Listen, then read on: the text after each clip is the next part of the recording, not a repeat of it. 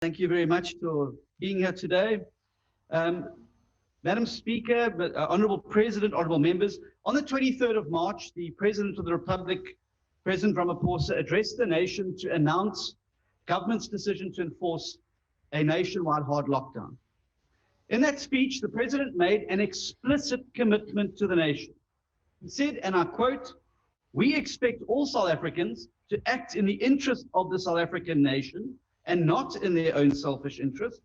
We will therefore act very strongly against any attempts at corruption and profiteering from this crisis.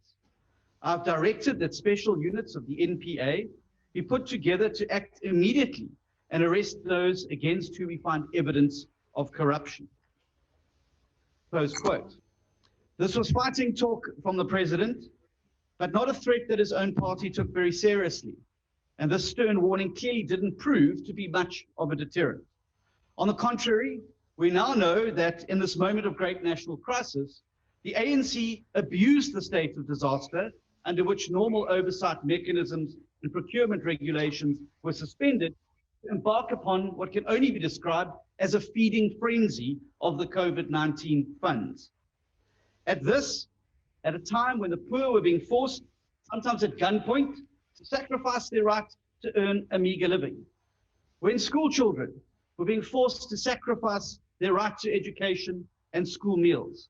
And where Collins Corsa was brutally and needlessly murdered by the state. We now know that billions of rands intended for UIF, for TERS, and SASSA were diverted and instead found their ways into the bank accounts of the connected ANC cronies. We also know now that 2/3 of PPE and other contracts signed between April and August were dodgy. Speaker? Yes, Deputy Honourable Speaker? Member. Yes, Honourable Member. There is a order in the House.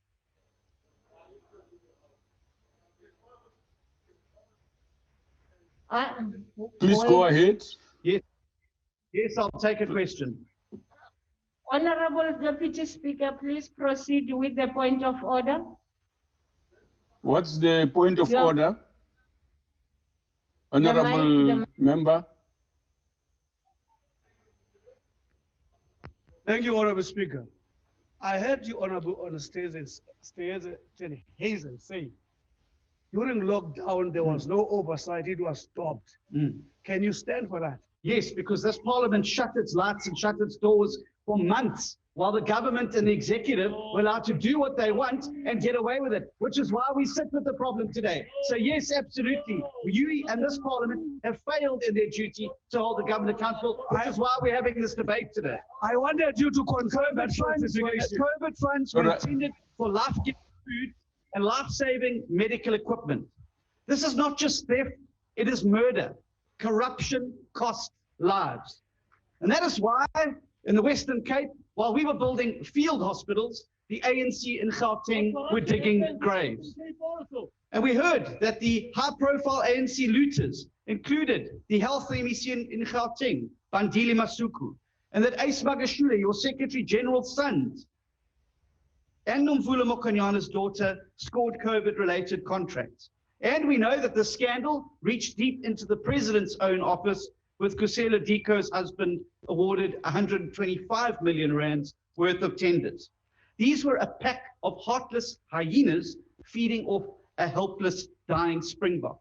And this, South Africa, should enrage all of us.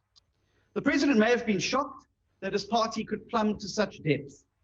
But we weren't shocked because we've seen this movie before. The arms deal, President Mandela's funeral, and state capture. Every time there's a big government procurement, the hyenas in the ANC are always waiting at the door, which is why we pushed Honourable Gungabela for COVID accountability mechanisms, for Parliament to remain open, for an ad hoc committee to ensure continuous oversight.